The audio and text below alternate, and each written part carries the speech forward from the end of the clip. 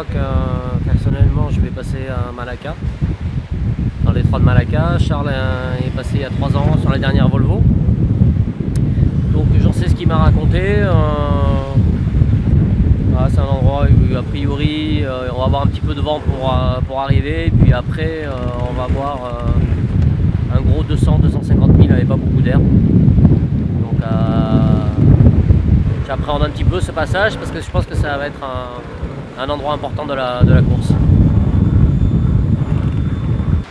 Alors dans ce détroit de Malacca, ce qui va être important, c'est qu'en fait on arrive sur un peu sur un cône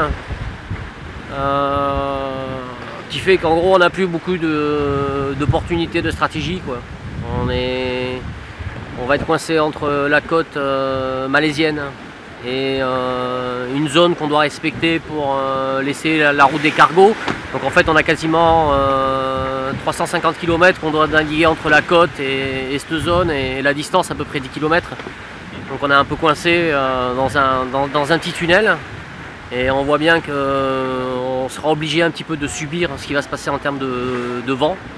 Alors c'est ça qui est un peu inquiétant, parce qu'à un moment donné, voilà, aujourd'hui on a 45 000 d'avance, c'est exceptionnel. Je crois qu'il n'y a jamais eu un bateau qui a eu sur les 3 premières legs autant d'avance sur le deuxième.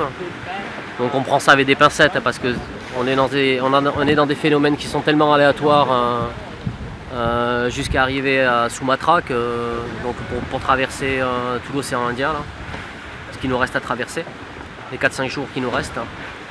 Mais donc on croise les doigts.